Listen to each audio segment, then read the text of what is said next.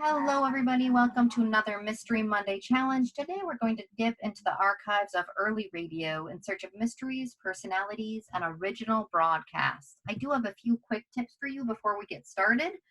We are going to click on AmericanRadioHistory.com, and there will be two places you need to go in order to complete this challenge.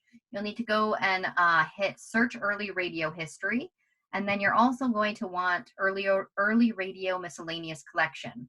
Those serve two different purposes. The first is to search with phrases, and the second is to look at exact publications. To search early radio history, there are a few tips you'll need to know. When searching a specific publication, click the box that describes the publication and unclick all. This is really important. So say you need to find something in Radio News or Radio Row. You're going to click the box that says Radio News. All will not unclick automatically. So you really do have to pay attention to unselecting that. Otherwise, it will default to all, and you'll still be searching all of the publications, and you may get a slew of results. So that's tip number one. You want to use quotation marks around exact phrases. I know we've talked about this a lot, but it bears repeating. So as an example, you're going to put quotation marks around Greta Sandown if she is your search term. You're not just going to put in Greta Sandown without quotations, because it will pull up tons of Gretas and tons of Sandowns that have no relation to each other. If you put those quotation marks around, it's like glue. It's going to stick them together. You're going to narrow by date and results if you like. That noticing the date is definitely going to help you. That I usually select after I put in my exact phrase. I'm going to do date and relevance and the amount of searches I want. I'll filter after if I get too many hits. I want you to remember that this search is using optical recognition, and it may not always identify your exact phrase right away because it's basically a computer looking at a newspaper and it's not computing. Sometimes it looks really garbled when the search terms come up. So it's important to try different unique phrases identified in the challenge question.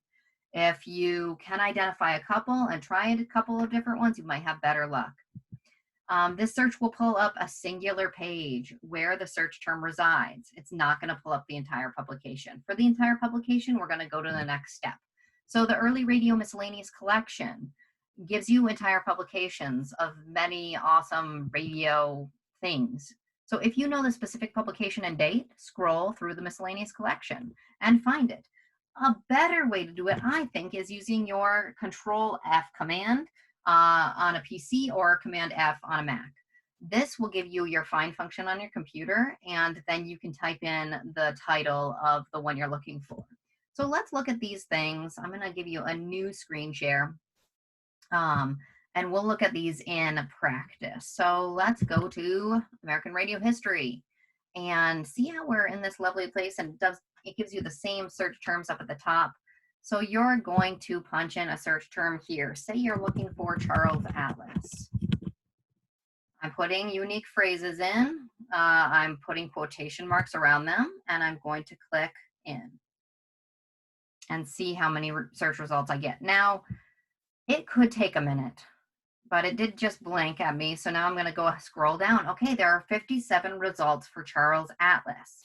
Now, if I were looking for a particular date, that I could do here, sorted by date, sort by relevance.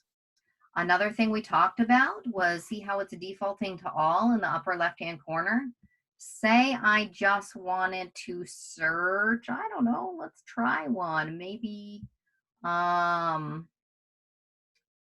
Radio Engineers Digest. And let me also check Radio Mirror.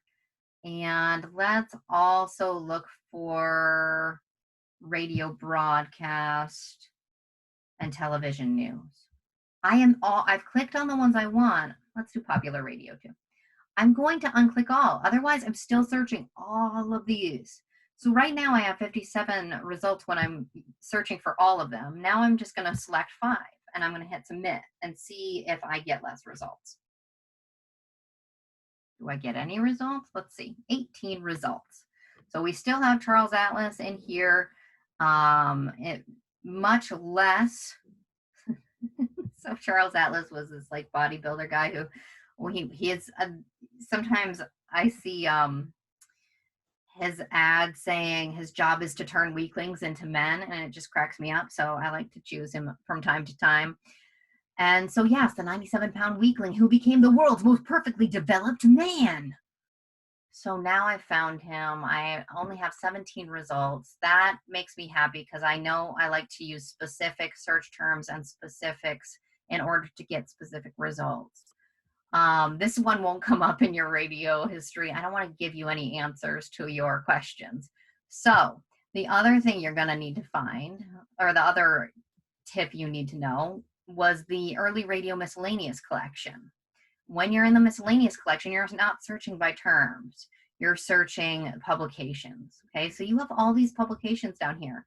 Say I said, look for Radio Mania. You could search through here to look for Radio Mania. But I find that my search function on my computer, when I hit Control F, works much better for me.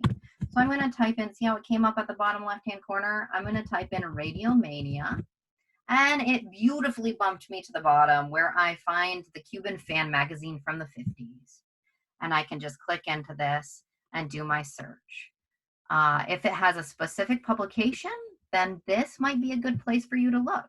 Of course, you know you can narrow in on specific publications in the other page too, but I happen to really like browsing through these, and I know that a couple of questions go easier if you just straight up search through.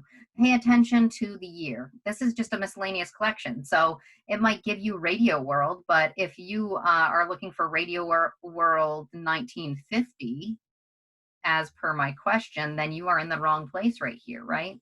So pay attention to the description box below if you do plan to browse a few of these for your answers. All right, have fun. If you have any questions, shoot me an email at erinr@dairypl.org. Otherwise, happy sleuthing, and I will see you next time.